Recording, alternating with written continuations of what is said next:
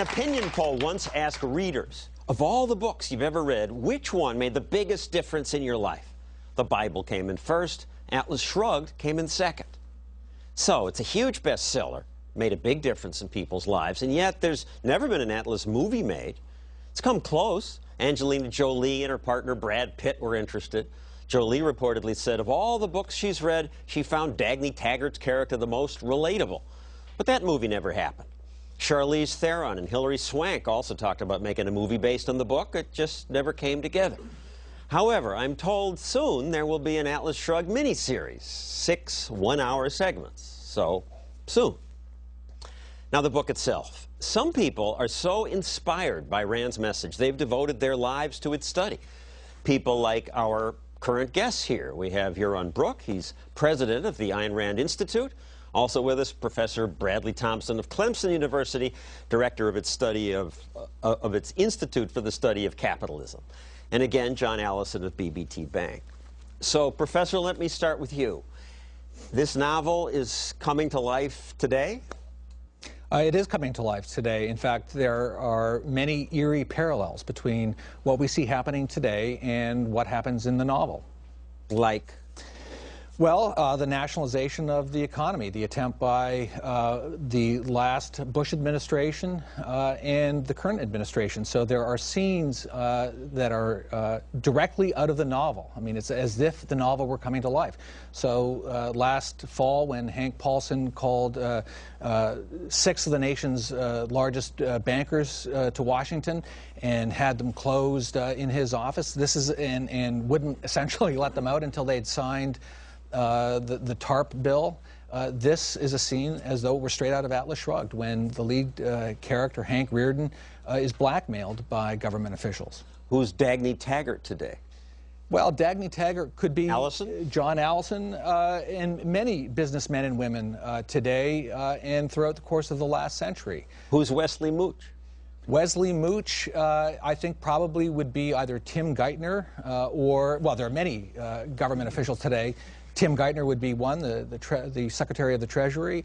Cass Sunstein, the Czar of Regulation, would be another one.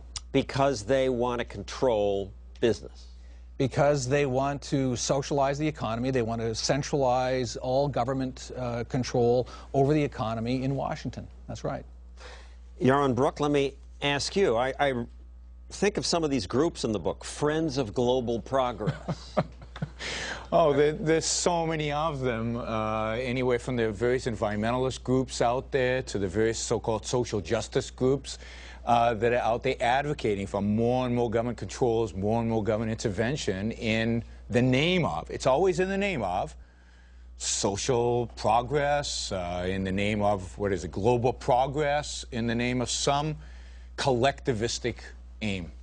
I look at some of the laws in the book, the Preservation of Livelihood Law, Equalization of Opportunity Law, Steel Unification Plan, each company paid according to its need. These could be passed today. They could be passed today. You know, minimum wage type laws are certainly the equality, or the drugs, not drugs, or the pays are, right?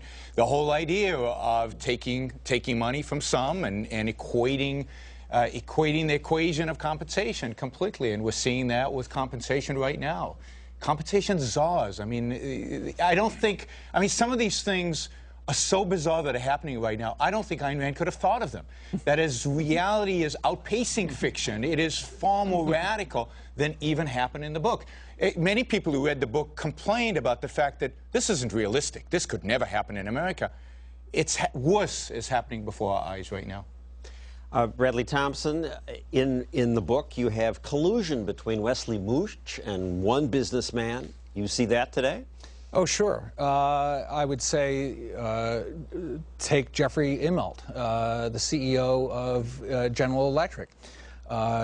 General Electric is now spending something like $20 million a year in lobbying in Washington to get Washington to pass laws that restrict competition and favor his company. Not to mention the fact that he's also investing huge amounts of the company's money in causes which will, in the end, ultimately destroy American capitalism, like cap and trade. And in return, he's received billions in federal guarantees and grants. That's right.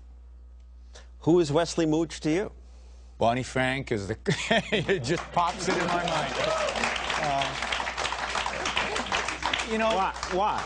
Well, Frank is very explicit about his agenda. He's an egalitarian. He wants to see success destroyed in this country. He believes we are brothers keepers. He wants to take from some and give to the other, and he's very open about that. He's very ambitious. He wants power. It almost, you know, it radiates from his face, the desire to control other people's lives, and that's really Mooch in the novel. But it's in the illustration public should be more like interest.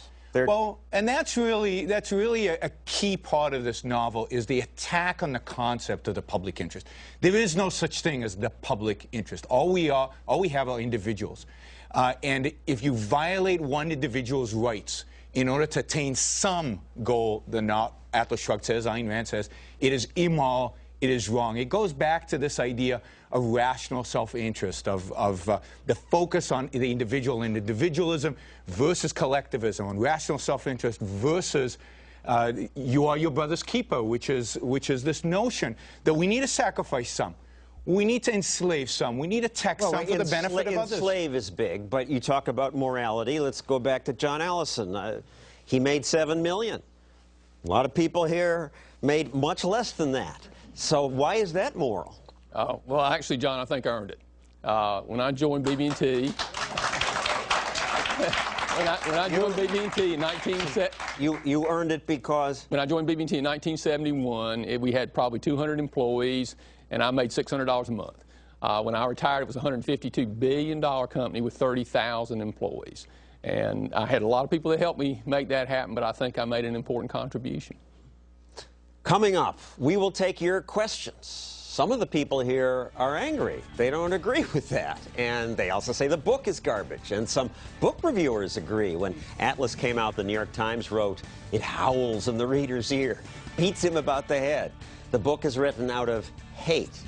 Is it? Hate? We'll hear from some of you. Some of you agree with that.